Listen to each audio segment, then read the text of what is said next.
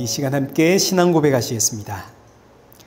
전능하사 천지를 만드신 하나님 아버지를 내가 믿사오며 그 외아들 우리 주 예수 그리스도를 믿사오니 이는 성령으로 잉태하사 동정녀 마리아에게 나시고 본디오 빌라도에게 고난을 받으사 십자가에 못 박혀 죽으시고 장사한 지 사흘 만에 죽은 자 가운데서 다시 살아나시며 하늘에 오르사 전능하신 하나님 우편에 앉아 계시다가 저리로서 산자와 죽은 자를 심판하러 오시리라.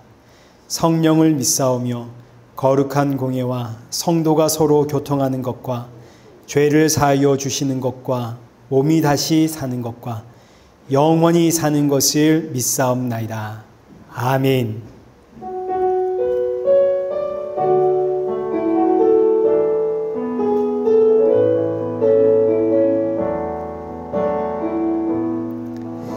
하늘의 문을 여소서 이곳을 주목하소서 주를 향한 노래가 꺼지지 않으니 하늘을 열고 보소서 이곳에 임재하소서 주님을 기다립니다. 기도의 향기가 하늘에 닿으니 주여 임재하여 주소서 이곳에 오셔서 이곳에 앉으소서 이곳에서 드리는 예배를 받으소서 주님의 이름만이 오직 주의 이름만 이곳에 있습니다. 이곳에 오셔서 이곳에 앉으소서 이곳에서 드리는 예배를 받으소서 주님의 이름만이 오직 주의 이름만 이곳에 있습니다. 우리 이 시간 예배 앞에 서 있는 나의 모습을 점검하면서 오늘 주시는 말씀이 내 마음의 담비와 같은 말씀이 되어지도록 나의 마음을 활짝 열어주옵소서. 그리고 이 시간 함께하는 사랑하는 성도들에게도 새 힘과 위로와 참 안식의 예배가 되어지도록 크신 은혜 부어주옵소서. 오늘 부어주실 하나님의 은혜를 사모하며 우리 함께 기도의 자리로 나가겠습니다. 기도하겠습니다.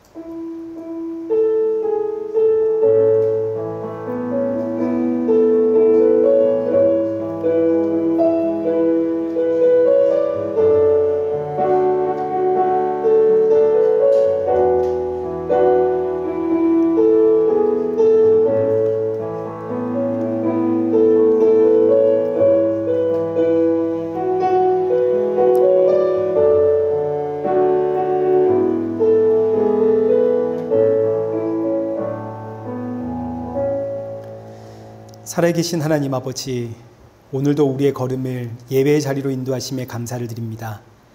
지치고 상한 심령들 이 자리에 모였사오니 오늘의 예배가 사랑하는 성도들에게 위로와 평안과 안식의 예배가 되어지도록 크신 은혜 허락하여 주옵소서.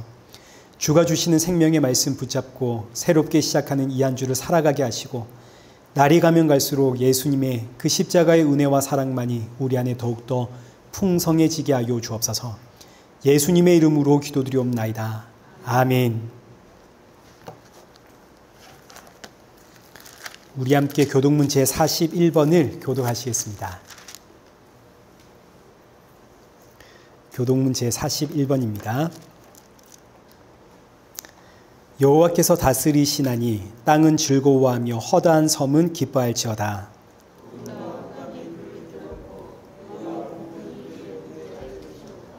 불이 그의 앞에서 나와 사방의 대적들을 불사르시는도다.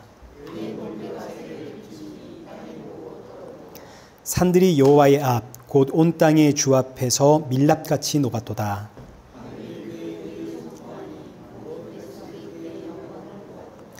조각한 신상을 섬기며 허무한 것으로 자랑하는 자는 다 수치를 당할 것이라. 너희 신들아 여호와께 경배할지어다.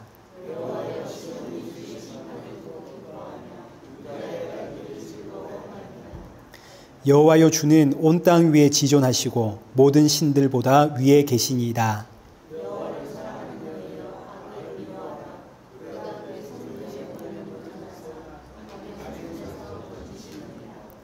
의인을 위하여 빛을 뿌리고 마음이 정직한 자를 위하여 기쁨을 뿌리시는도다. 의인이여 너희는 여호와로 말미암아 기뻐하며 그의 거룩한 이름에 감사할지어다. 아멘. 찬송가 21장 함께 찬양하시겠습니다.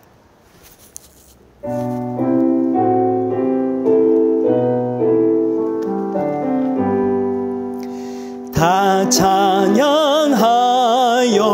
전능한 창조의 주께 내오나 주 찬양 평강과 구원의 주님 성도들아 주 앞에 이제 나와 즐겁게 찬양하여라. 다 찬양하여라. 놀라운 만유의 주께 포근한 날개민 늘 품어주시는 주님 성도들아 주님의 뜻 안에서 내 소원 다 이루리라. 다 찬양하여라. 온몸과 마음을 바쳐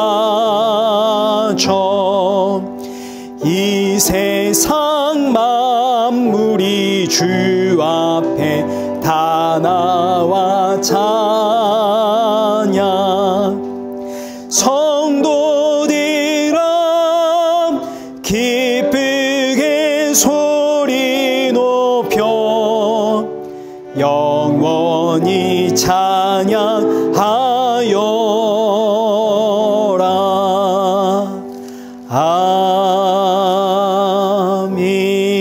아멘. 우리 성경 봉독하시겠습니다. 우리 오늘 보실 하나님의 말씀은 고린도전서 16장 1절에서 3절입니다. 우리 한 절씩 교독하시겠습니다. 성도를 위하는 연보에 관하여는 내가 갈라디아 교회들에게 명한 것 같이 너희도 그렇게 하라.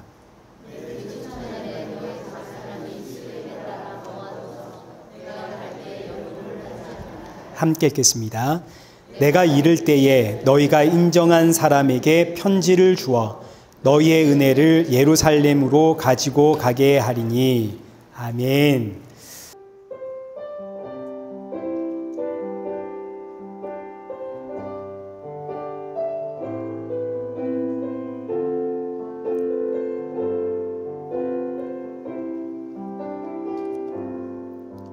우리에겐 소원이 하나 있네.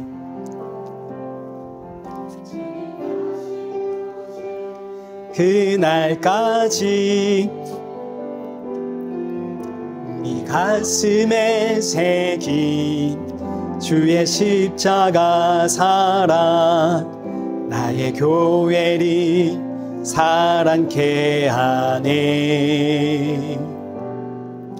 주의 교회를 향한 우리 마음 희생과 포기와 가난과 고난 하물며 죽음조차 우릴 막을 수 없네. 우리 교회는 이 땅의 희망. 교회를 교회되게, 예배되게 우릴 사용하소서. 진정한 부흥의 날 오늘 임하도록 우릴 사용하소서.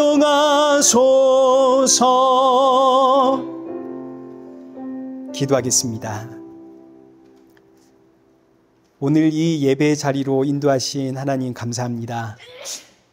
우리가 예배를 드릴 때마다 예수 그리스도의 십자가의 은혜로 이 예배 자리에 설 수 있다는 사실을 꼭 기억하게 하시고, 날 구원하신 생명의 주와 함께 이 자리에 나와서 또 그와 함께 떠나는 우리 사랑하는 성도들 되게 하여 주옵소서. 주와 함께 동행함이 나의 복임을 고백하는 성도들 되게 하시고, 지난 한 주간의 우리의 연약함과 우리의 미숙함이 있었습니다. 새롭게 시작하는 이 한 주는 더 많이 감사할 수 있고 더 많이 찬양할 수 있는, 그래서 예수님 닮아가는 성도가 되어지도록 우리 모두를 연단하여 주옵소서. 이 땅의 꿈과 소망을 두는 성도가 아니라 하나님 나라의 소망을 두고 이 땅에서 나그네로 살아가며 예수님의 증인으로 살아가는 성도들 되게 하여 주옵소서. 이 시간 성도들 빈손으로 나오지 않고 귀한 예물을 준비하였습니다. 헌금을 준비할 때마다 날 위해 십자가에 죽으신 예수님 기억하게 하시고, 나의 모든 것 주의 것이고 주님 앞에 올려드림이 나의 기쁨임을 고백하는 성도 되게 하여 주옵소서. 예수님의 이름으로 기도드리옵나이다. 아멘.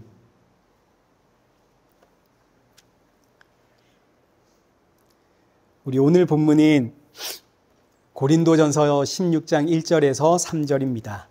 연보라는 제목으로 오늘 본문의 말씀 우리 함께 살펴보도록 하겠습니다. 먼저 1절과 2절 말씀을 한번 보시죠. 성도를 위하는 연보에 관하여는 내가 갈라디아 교회들에게 명한 것 같이 너희도 그렇게 하라. 매주 첫날에 너희 각 사람이 수입에 따라 모아두어서 내가 갈 때에 연보를 하지 않게 하라. 자, 이제 이 말씀 이제 보시면 매주 첫날입니다. 여기 매주 첫날이 예배 날이거든요. 이제 오늘 말로 하자면 주일입니다. 일요일. 한 주의 첫날이죠. 이미 이 당시에 주일날 예배를 드렸습니다. 물론 초대교회는 날마다 모여서 예배를 드렸지만 특별히 예수님이 부활하신 날, 그날이 안식 후 첫날입니다. 여기 2절에 기록되어 있는 매주 첫날이 안식 후 첫날, 예수님이 부활하신 날을 뜻합니다. 이 부활의 날 뭘 하라고요? 연보를 하라고요. 부활의 날을 사모하며 연보를 해라. 그래서 이제 저와 여러분이 주일에 예배 드리러 와서 이제 연보를 하는 겁니다. 그런데 고린도전서를 마무리하면서 이 지금 고린도전서 16장이 고린도전서의 끝입니다. 이 고린도전서를 마무리하면서 갑자기 연보 이야기가 나오는 것이 뜬금없어 보이기도 하고, 무엇보다 그동안 우리가 부활에 대해서 살펴보지 않았습니까?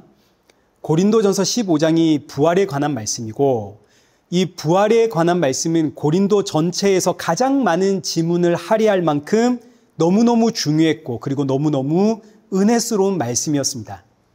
근데 이 은혜의 말씀, 부활의 가르침을 끝내자마자 연보 이야기가 나오는 게 조금 그렇지 않습니까? 부활과 연보가 무슨 관계가 있다고? 연보는 결국 돈 이야기입니다. 부활이라고 하는 거룩하고 신령한 하늘의 이야기를 하고 있다가 갑자기 연보, 헌금을 해라, 땅의 이야기를 하니까 솔직히 거부감이 들기도 하고, 부활이라고 하는 하늘의 이야기를 해놓고 연보 이야기를 하는 걸 보니 야, 이거 결국 돈 내라는 이야기 아닌가, 좀 실망스럽기도 하죠. 그러나 그럼에도 불구하고 사도 바울이 마지막 결론에서 연보 이야기를 꺼내는 것은 연보, 헌금이라고 하는 이 행위가 성도의 신앙을 점검하는 시금석, 바로미터가 되기 때문입니다. 굉장히 중요하기 때문에 연보 이야기를 꺼낸 겁니다. 그동안 고린도전서를 살펴보면서 1장부터 15장에 이르기까지 고린도 교회를 괴롭혔던 여러 가지 신앙의 문제들을 우리가 살펴보았죠. 그리고 이런 신앙의 문제들은 결국 잘못된 신앙의 모습들, 이건 전부 다 결국 이 땅만 바라보는, 이 땅의 가치가 전부라고 생각하는 잘못된 신앙관을 가지고 있었기 때문이다 하는 걸 우리가 살펴보았습니다. 그래서 사도 바울이 고린도 교회의 여러 가지 신앙의 문제들을 조목조목 지적한 이후에 이 모든 문제의 해결 방법으로 부활을 가르치죠. 부활이 없다면 우리가 이 땅에서 살아가는 게 가장 중요하겠지만, 그러나 부활이 있다. 부활이 있으니 하늘의 것을 사모해라. 골로새서 3장 2절의 말씀입니다. 위의 것을 사모하고 땅의 것을 생각하지를 마라. 왜냐? 우리에겐 부활이 있다. 그래서 3절 말씀에 이는 너희가 죽었고 너희 생명이 그리스도와 함께 그의 안에 감추어졌습니다.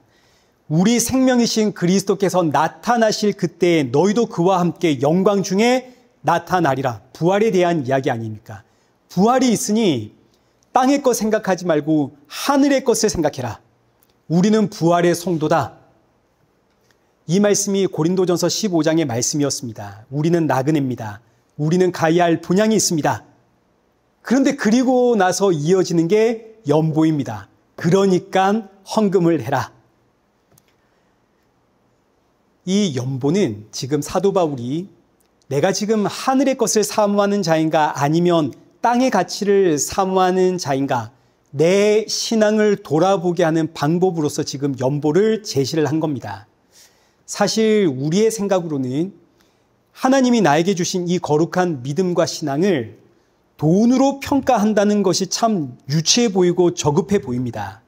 어떻게 감히 하나님께서 주신 이 고귀하고 신령한 믿음과 이 신앙을 돈으로 평가질을 할 수 있는가? 이런 생각이 우리에게 들 수 있지만 사실은 이보다 더 확실하게 내 믿음과 내 신앙을 들여다볼 수 있는 방법이 없습니다. 너무나 유치해 보이고 저급해 보이지만 사도 바울은 지금 성령의 가르침을 따라 확고하게 가르치는 겁니다. 자, 그러니 너희들 이제부터 연보를 해라. 하나님께서 저와 여러분의 체질을 아십니다. 2주 전에 우리가 살펴보았지 않습니까?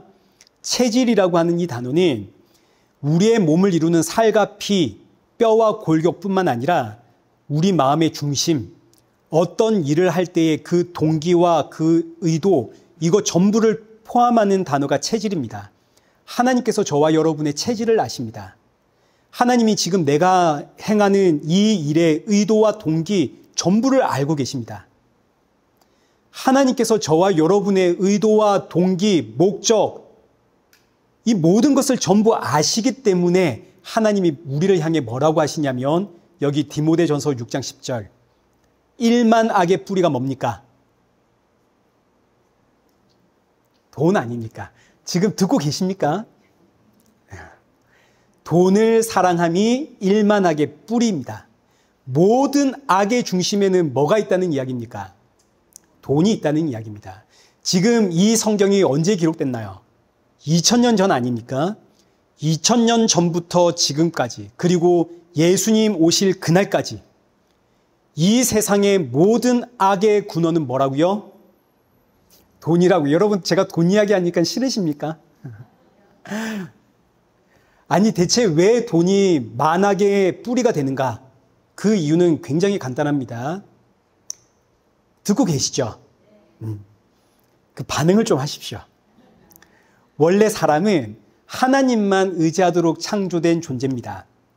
근데 아담과 하와가 선악과 사건으로 이제 하나님으로부터 끊어졌습니다. 그리고 자기가 하나님이 되었습니다. 아담과 하와가 선악과를 먹은 이유는 다른 게 아니라 본인이 하나님이 되려고 했거든요. 창세기 3장 5절입니다. 뱀의 유혹을 보십시오. 너희가 그것을 먹는 날에는 너희 눈이 밝아져 하나님과 같이 되어 선악을 알 줄 하나님이 아심이라. 아담과 하와가 하나님처럼 되려고 선악과를 먹었고 그 결과 아담과 하와는 하나님으로부터 끊어지면서 자기가 하나님이 되어 선과 악을 판단하게 되었습니다. 그래서 아담과 하와로부터 태어난 이 땅의 모든 인생은 태어나는 그 순간부터 자기가 하나님이고 자기가 선악을 판단을 합니다. 자, 이때 사람의 마음 안에는 종교심이라고 하는 자리가 있습니다. 이 자리는 원래 하나님께서 사람의 코에 불어넣으신 생기가 자리를 잡고 있던 장소입니다. 우리 창세기 2장 7절 한번 보시죠. 여호와 하나님이 땅의 흙으로 사람을 지으시고 생기를 그 코에 불어넣어 사람이 생명이 되니라. 사람이 되는 것이 생기 때문입니다. 하나님께서 사람의 코에 생기를 불어넣었기에 사람이 되었습니다. 그리고 이 생기가 자리 잡고 있는 자리가 종교심이라고 하는 자리입니다. 사도 바울은 고린도전서 여기 15장 45절에서 이 생기를 살려주는 영이라고 표현했고 이 살려주는 영을 마지막 아담이신 예수님이라고 해석을 해 주었습니다. 자, 그런데 이제 보십시오. 선악과 사건 이후로 하나님의 생기가 사람을 떠나면서 이제 이 종교심의 자리가 비워졌습니다. 사람은 하나님만 의지하며 살도록 창조가 되었는데 이를 위해서 이 종교심의 자리에 하나님의 생기가 자리 잡고 있었는데 선악과 사건으로 이 하나님의 생기, 다른 말로 하자면 하나님의 영, 예수 그리스도가 나를 떠났고 이제는 내가 나의 하나님이 되어버렸으니까 내가 그 종교심의 자리를 차지하게 되었습니다.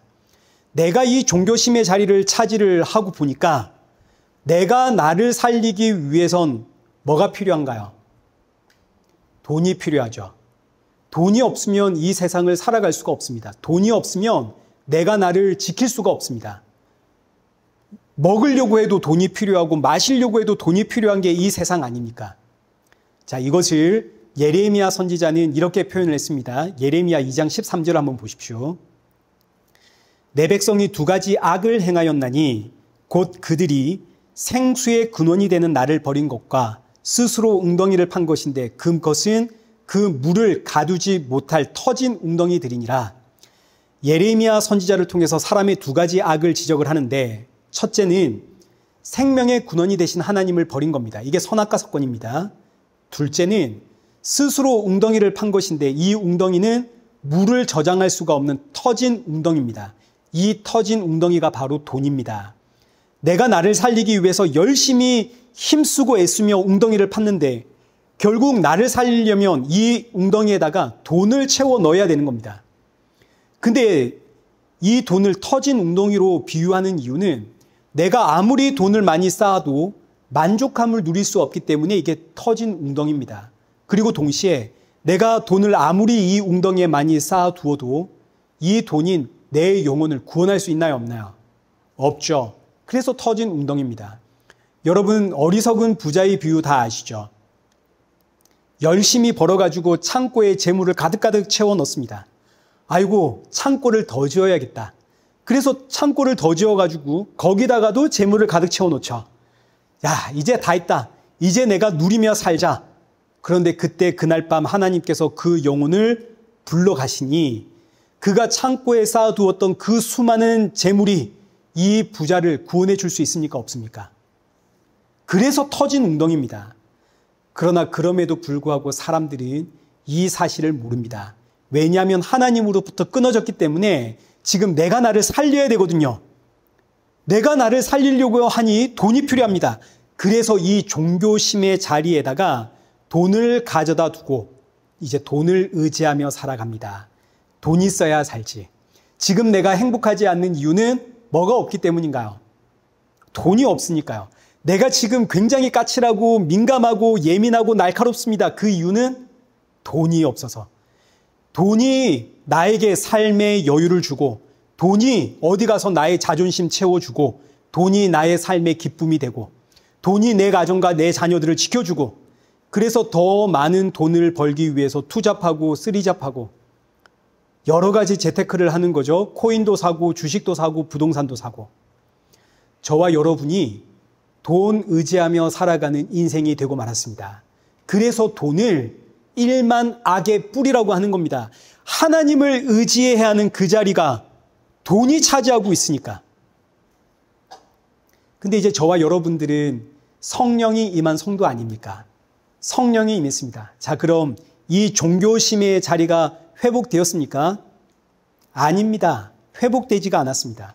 성령이 임한 성도는 이제 이 종교심의 자리를 두고 하나님의 생기, 하나님의 영, 성령, 예수 그리스도, 하늘의 법, 이거 전부 다 똑같은 표현들입니다. 내 안에 임한 성령이 이 종교심의 자리를 두고 지금 이 자리는 누가 차지하고 있나요? 돈이 차지하고 있죠. 그래서 성령이 내 안에 자리 잡고 있는 돈과 싸우는 겁니다. 난 지금까지 돈 의지하며 살았습니다. 성령이 임했습니다. 그리고 이제 이 둘이 서로의 자리를 차지하려고 싸웁니다. 이걸 이제 우리가 다른 말로 표현을 하면 내가 나의 주인이냐 성령님이 나의 주인이냐, 좀 고급한 표현이죠. 말은 나의 머리는 예수님입니다. 예수님이 나의 머리가 되십니다.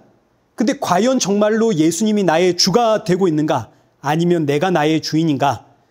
이걸 속되게 표현한 것이 나는 예수님 의지하며 사는가? 아니면 나는 돈 의지하며 사는가? 자, 근데 문제는 저와 여러분이 마음으로는 하나님의 법을 사랑합니다. 이거 다 저도 인정을 하고 여러분도 그럴 겁니다. 그런데 내 안에 있는 죄의 법은 돈을 사랑합니다. 그래서 이제 내 안에서 이 두 가지가 싸우는데 누가 이기나요? 죄의 법이 이기죠. 돈이 이기는 거 아닙니까? 아, 잠시만요, 목사님. 저 굉장히 자존심 상합니다. 사람을 어떻게 보고 돈이 이긴다니요. 저는 그런 상스러운 사람 아닙니다. 저는 돈보다 하나님 훨씬 사랑합니다. 이런 사람이 있을까봐 사도 바울이 로마서 7장에서 이제 이런 말씀을 하는 겁니다. 로마서 7장 28절. 그러므로 내가 한 법을 깨달았노니 곧 선을 행하기 원하는 나에게 악이 함께 있는 것이로다. 내 속사람으로는 하나님의 법을 즐거워하되 내 지체 속에서 한 다른 법이 내 마음의 법과 싸워 내 지체 속에 있는 죄의 법으로 나를 사로잡는 것을 보는도다. 오라 나는 공고한 사람이로다. 이 사망의 몸에서 누가 나를 건져내랴. 사도 바울의 이 고백 보십시오. 내 안에 성령이 이겼습니까? 돈이 이겼습니까? 돈이 이겼죠. 아이, 목사님, 여기에 돈이라는 단어가 어디에 있습니까? 여기에 돈이라는 단어 없죠. 그런데 일만 악의 뿌리가 뭐라고요? 돈이라고요. 우리 방금 보았잖아요. 일만 악의 뿌리가 돈입니다. 그러니 죄의 법이 곧 돈을 이야기하는 겁니다. 내 마음으로는 하나님의 법 즐거워하지만 내 안에 있는 죄의 법이 자꾸 이겨서 나를 돈에 사로잡히게 한다. 사도 바울의 솔직한 고백 아닙니까? 사도 바울이 이런데 저와 여러분이 자존심 세울 필요가 없죠. 우리도 다를 바가 없거든요. 그래서 사도 바울이 부활의 이야기를 끝내면서 연보를 해라. 이 이야기가 나오는 겁니다. 연보를 해라. 사도 바울이 부활의 가르침을 주고 이걸로 끝을 내버리면 그 순간에는 우리가 아멘, 맞아, 나는 부활의 성도야, 나는 이 땅의 나그네야 고백을 하겠지만 사람은 그렇게 우리가 생각하는 것처럼 강한 존재가 아닙니다. 여러분, 제가 4주 전에 어떤 설교했는지 기억하십니까? 기억 안 나시죠? 저도 기억 못하는데 여러분 어떻게 기억하겠습니까? 그러면 이제 지난주 설교는 기억하십니까? 기억 안 나죠? 제가 지난주에 여러분에게 여러분 우리 이제는 아침에 눈을 뜰 때마다 탄식하며 일어나십시다. 기억나십니까? 적용하셨나요? 뭐 기억이 나야 적용을 하죠. 저와 여러분이 이런 존재입니다. 돌아서면 잊어버리죠. 그러니 지금 사도 바울이 부활의 가르침을 고린도 교회 성도들에게 주었어도 고린도 교회 성도들 돌아서면 잊어버리겠습니까? 안 잊어버리겠습니까? 당연히 잊어버리죠. 그래서 사도 바울이 부활의 메시지 끝내면서 부활의 날, 안식 후 첫날, 이 날이 되면 모일 때마다 너희들은 연보를 해라 하고 명한 겁니다. 적어도 일주일에 한 번 부활의 날, 안식 후 첫날, 이 부활의 날 예배 자리에 나와 연보를 할 때는, 헌금을 할 때는 그렇지, 내가 나의 주인이 아니라 예수님이 나의 주인이시지. 근데 나는 이 한 주도 돈을 의지하며 살았구나. 나는 이 땅을 의지하며 사는 인생이 아니라 예수님 의지하며 사는 사람인데 그런데 나는 또 돈에 매여 살았구나. 하나님, 제가 죄인입니다. 이 고백을 하며 장차 다시 오실 그 예수님 부활의 날 새하늘과 새 땅을 사모하라고 연보를 해라 명한 겁니다. 그러면 적어도 일주일에 한 번은 이거 알 거 아닙니까? 일주일에 한 번은. 그러니 연보는 결국 누구를 위한 건가요? 나를 위한 건가요? 하나님을 위한 건가요? 나를 위한 거죠. 연보는 나를 위한 건가요? 교회를 위한 건가요? 나를 위한 거죠. 하나님이 무슨 우리의 돈을 받으시겠습니까? 하나님이 그거 받아서 뭐 하시려고요? 연보는 지금 하나님을 위하고 교회를 위하고 이런 것이 아니라 기본적으로 나를 위한 겁니다. 나를. 지금 내 신앙과 내 믿음을 다시 한번 점검하게 하는 하나님의 도구가 연보입니다. 나는 지금 돈을 쫓아가고 있는가, 예수님 쫓아가고 있는가, 이거 바라보게 하는 게 연보라는 제도입니다. 연보를 할 때 나는 돈 버는 게 내 인생의 목적이 아니지, 나는 예수님의 증인으로 서는 것이 내 인생의 목적이지. 이 의미를 보다 강력하게 제공하는 제도가 이제 11조입니다. 연보는 정해진 액수가 없죠. 얼마를 하든 중요하지가 않습니다. 그러나 11조는 10분의 1이라고 하는 틀이 딱 정해져 있습니다. 그래서 11조를 한다는 건 사실 굉장히 어려운 일입니다. 저와 여러분이 돈을 모으려면 저축을 해야지 11조 하면 안 됩니다. 뿐만 아니라 11조를 잘한다고 해가지고 복 받는 것도 아닙니다. 지난주에 제 아들이 헌금 준비를 하면서 저에게 이런 질문을 했거든요. 아빠, 11조 안 하면 하나님이 혼을 내려나? 여기에는 이미 그 밑바닥에 11조 하는 게 아깝다 이런 생각이 지금 깔려 있는 거 아닙니까? 11조 하자니 아깝고 안 하자니 벌 받을 것 같고 그래서 저에게 질문을 한 겁니다. 11조 안 하면 하나님이 혼내시나? 제가 아들에게 말해 주었죠. 아들아, 하나님이 네 11조 받아가지고 그거 어디다 쓰려고 그러겠니? 하나님이 우리에게 돈 받아가지고 뭐 하시려고 그러겠니? 하나님은 너가 11조 안 한다고 해서 벌 주고 11조 했다고 해서 복 주고 그런 하나님이 아니다. 11조라고 하는 것은 너가 얼마나 죄인인가를 깨닫게 하는 도구다. 당장 너를 봐라. 입으로는 나의 모든 것 하나님의 것입니다 고백하면서 헌금하기 아까워하는 이런 너의 본성을 드러내려고 하나님께서 11조라는 제도 우리에게 주신 거 아니냐. 그러니까 여러분, 11조라고 하는 이 제도는 이거 해야 됩니까? 말아야 됩니까? 오늘날에도 11조라는 게 있는 겁니까? 그런 게 아니라 11조는 하면서도 내가 이렇게 돈 사랑하는 죄인입니다. 이거 깨닫게 하는 것이고 11조는 내가 못할 때도 내가 이렇게 돈에 사로잡힌 인생입니다. 이거 깨닫게 하는 게 11조입니다. 그래서 11조라고 하는 제도는 그 자체로 내 모습 돌아보며 내가 회개하며 그럼에도 불구하고 이런 날 구원하신 예수 그리스도 바라보게 하는 것. 이게 11조의 목적입니다. 결국 11조란 저와 여러분이 얼마나 돈에 사로잡힌 인생인가를 깨닫게 하심으로 날 구원하신 예수님 바라보게 하는 은혜의 제도입니다. 따라서 성도는 매주 이날이 부활의 날 아닙니까? 이날 교회에 나와 예배 드릴 때마다 연보와 11조의 정신을 가지고 나와야 됩니다. 그래야 저와 여러분은 성도로서 바르게 예배자로 이 시간 하나님 앞에 설 수가 있는 겁니다. 제가 지금 여러분에게 연보를 하고 11조를 하십시오 이런 이야기 하는 게 아닙니다. 이건 핵심이 아닙니다. 여러분 연보 안 하셔도 되고 11조 안 해도 됩니다. 그러나 예배당 문을 열고 교회 문 앞에 있는 저 헌금통을 볼 때마다 이 정신을 가져야 된다고요. 내가 참으로 돈에 사로잡힌 인생이구나. 주님, 이 죄인 불쌍히 여기십시오. 이 마음을 품을 때 성도는 이 예배당에 들어오는 그 순간부터 겸손해지는 겁니다. 십자가 예수님 앞에 엎드리게 되는 겁니다. 이 정신이 없으면 교회 들어오면서 헌금함에 10불, 20불, 100불, 1000불 헌금함에 집어넣고 여기 앉아가지고 오늘 목사님 무슨 이야기 하는가 한번 들어보자. 교회가 정신이 없네. 뭐가 이렇게 어수선하나. 저분은 중직자라면서 또 늦게 오셨네. 아니, 우리 교회는 사랑이 없나? 뭘 이렇게 서로를 이렇게 안 챙겨주나? 목사님은 우리에게 관심이 없나? 우리 교회는 헌금해가지고 목사님 주는 게 단가? 다른 일을 하는 게 없네? 아이고, 저분은 장로라면서 신앙생활 왜 저렇게 하신대? 온갖 불평과 불만. 그러다가 참다 못해서 내가 한마디 하겠다고 큰 소리 치게 되는 겁니다. 연보의 정신, 11조의 정신이 없거든요. 그러나 교회에 들어오면서 연보와 11조의 정신을 안다면 들어오는 그 순간부터 나는 할 말이 없죠.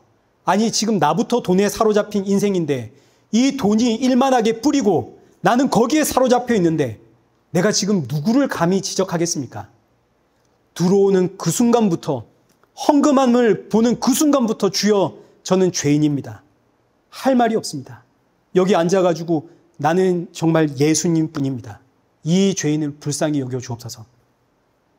이 고백 말고는 무슨 말이 할 말이 있겠습니까?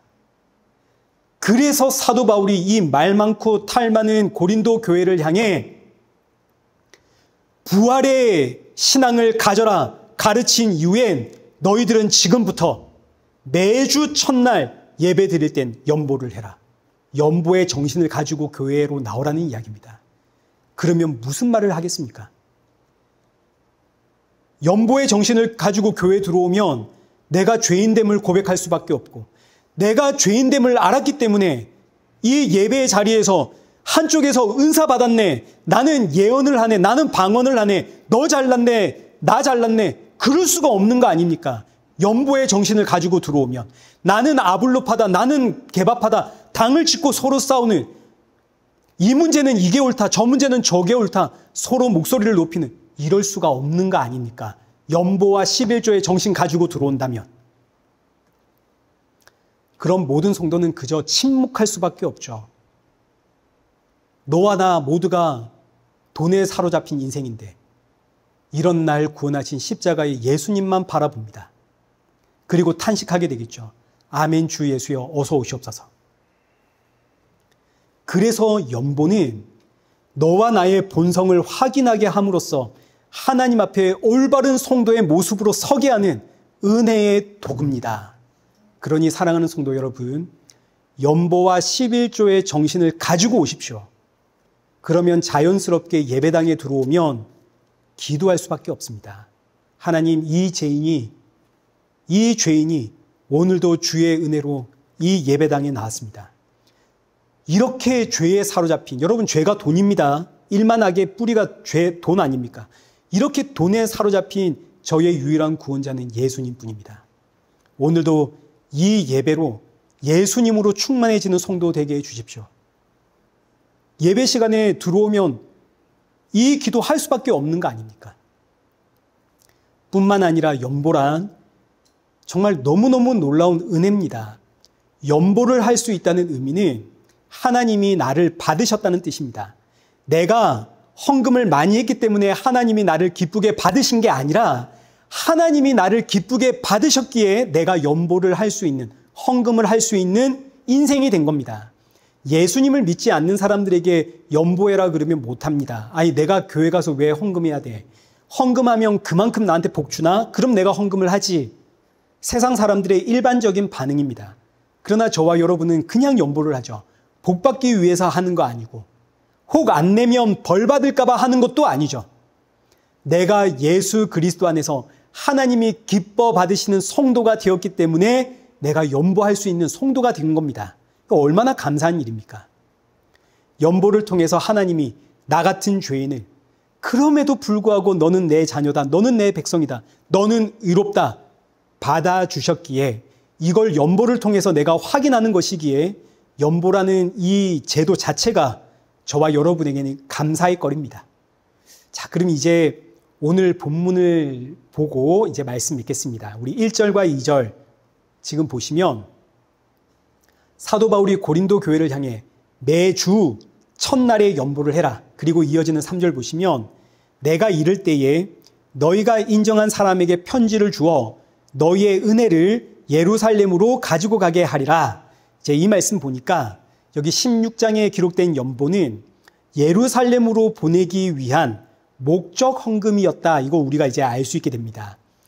예루살렘으로 헌금을 보내는 이유는 지금 이 예루살렘에 끔찍한 흉년이 들었기 때문입니다. 예루살렘에 살고 있는 유대인들이 지금 굶주리고 있습니다. 단순히 예루살렘 교회와 예루살렘의 성도만을 위한 게 아니라 예루살렘에 살고 있는 모든 유대인들을 돕기 위해 사도 바울이 지금 목적 헌금을 요청을 한 겁니다. 여기서 성경이 말하는 사도 바울이 우리에게 가르치는 교회론을 알 수 있게 되는데, 여기 1절을 보시면 사도 바울이 고린도 교회에 목적 헌금을 요청할 때 고린도 교회에만 요청한 게 아니라 갈라디아에 있는 교회들에도 똑같은 목적 헌금을 요청을 했습니다. 이 의미는 이 말씀을 통해서 사도 바울이 우리에게 이 땅의 모든 교회는 한 몸이다, 이거 강조하는 겁니다. 교단을 초월해서 내가 지금 어떤 교단에 속해 있는가, 내가 순복음인가, 내가 장로교인가, 내가 성결교인가, 내가 침례교인가, 다 필요 없고 우리는 예수 그리스도 안에서 한 몸이다, 이거 이야기하는 겁니다. 오늘날에는 개교회주의가 이제 너무너무 강해가지고 마치 우리 교회만 교회, 우리 교단만 진짜 교단, 옆에 있는 교회는 마치 경쟁자처럼 여기는 그런 경향이 좀 있습니다. 또 큰 교회 다니시는 분들은 내가 큰 교회 다닌다라는 자부심이 있죠. 그러나 여러분, 그렇지가 않습니다. 저와 여러분은 경쟁자가 아닙니다. 우리는 한 몸입니다. 예수 그리스도 안에서. 그래서 사도 바울이 예루살렘이 어렵다는 소식을 듣자 여러 교회에 편제를 해서 첫 번째로는 예루살렘의 교회를 돕자. 우리는 한 몸이다. 자, 그러니 여러분, 다른 교회 흉을 보지 마십시오. 이게 전부 내 얼굴에 침 뱉깁니다. 한국 교회 흉보기, 다른 성도 흉보기, 여러분 이런 거 하지 마십시오. 이게 전부 다 내 얼굴에 침 뱉깁니다. 또 무엇보다 내가 누군가를 흉볼 때 사실 그 흉 볼 만한 모습이 내 안에 있나요, 없나요? 내 안에도 있죠. 나 역시 똑같은 죄인 아닙니까? 우리 흉볼 자격 없습니다. 무엇보다 우리 한 몸입니다. 그러니 우리가 해야 하는 일은 기도하는 거죠. 저들과 내 안에 예수님의 생명만이 충만케 해 주십시오. 기도하는 겁니다. 자, 둘째, 사도 바울이 고린도 교회에 목적 헌금을 하자 할 때, 사도 바울이 예루살렘에 목적 헌금하자 할 때 이 예루살렘이 어떤 곳이냐면 교회를 핍박하는 곳입니다. 예루살렘에 사는 유대인들은 예수님을 십자가에 못 박아 죽인 사람들입니다. 그리고 지금도 교회를 핍박하고 있습니다. 심지어 예루살렘에 살고 있는 유대인들은 지금도 사도 바울을 쫓아다니며 핍박하고 있는 중입니다. 근데 이 사도 바울이 이런 예루살렘의 유대인들을 돕자 그럽니다. 왜냐하면 저들 안에도 하나님의 백성들이 있거든요. 사도 바울도 과거에는 예루살렘 공의회 출신으로 교회를 핍박했던 사람 아닙니까? 그 누구보다 악질적으로 교회를 핍박하는 일에 앞장섰던 사람이 사도 바울. 그래서 사도 바울은 알죠. 저들 안에는 나와 같은 사람이 있습니다. 지금은 비록 교회를 핍박하고 있지만 하나님의 때에 하나님의 품으로 돌아올 나와 같은 사람들이 저 예루살렘 안에 있으니 저들을 돕자. 저와 여러분들에게 가르치는 교회론입니다. 예수님을 믿지 않는 사람들, 불신자죠. 불신자, 세상의 사람들, 이들은 저와 여러분의 적이 아닙니다. 성도와 불신자, 성도와 세상, 이렇게 편가르기를 하면 됩니까, 안 됩니까? 안 되죠. 저와 여러분은 그저 먼저 부르심을 받은 자들이고 저들은 아직 부르심을 받지 않았다라는 측면에서 우리가 그들을 봐야 되는 겁니다. 그럴 때야만 먼저 부르심을 받은 내가 아직 부르심을 받지 못한 저들 앞에 예수님의 증인으로 설 수가 있는 겁니다. 이런 마음이 없으면 세상과 나는 다르다 하고 단절시켜버리고 우리가 세상 앞에 십자가의 증인으로 설 마음이 사라집니다. 항상 기억을 하십시오.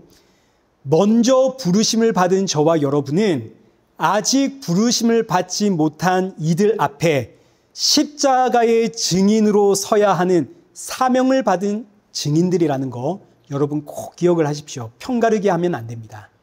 자, 이제 마지막으로 살펴볼 것 2절입니다. 매주 첫날에 너희 각 사람이 수입에 따라 모아두어서 내가 갈 때에 연보를 하지 않게 하라. 연보는 매주 하는 겁니다. 매주 첫날에 각 사람의 수입을 따라 하는 겁니다.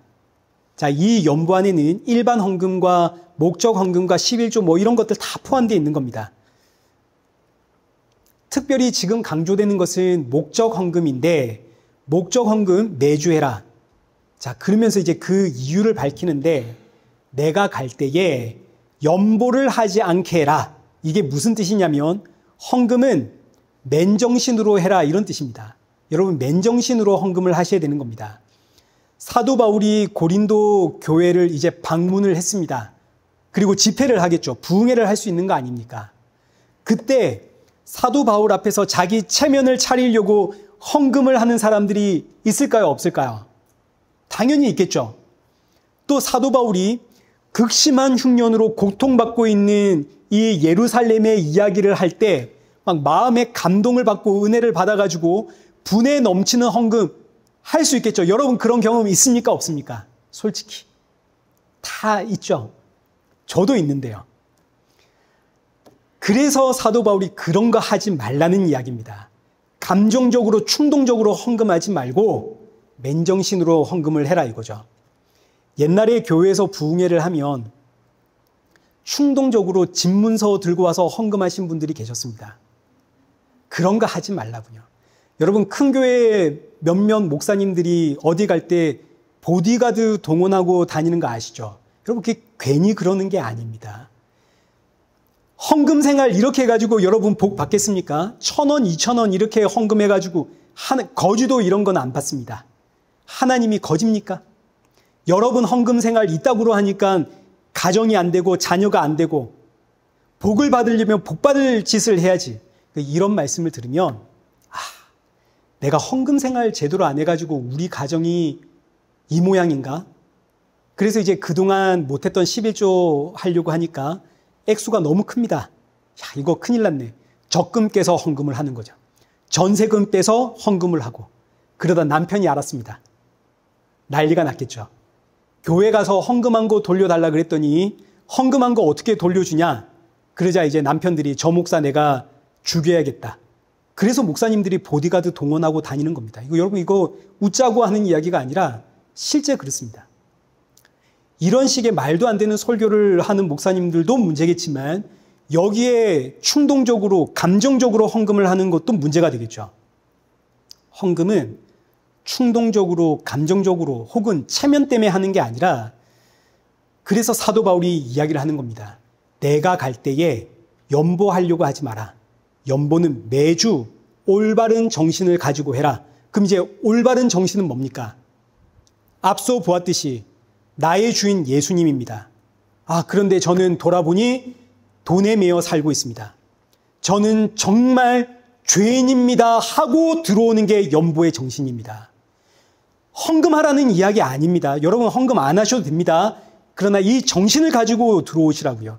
우리 삶이 너무 힘들어가지고 지금 당장 먹고 살 것도 없는데 내가 헌금해야 된다 이러면 됩니까? 안 됩니까? 내가 당장 먹을 게 없는데 11조부터 떼고 그럼 됩니까? 안 됩니까? 근데 한국 교회는 그렇게 해야 된다 가르치죠. 아니라고요. 그런 거 아닙니다.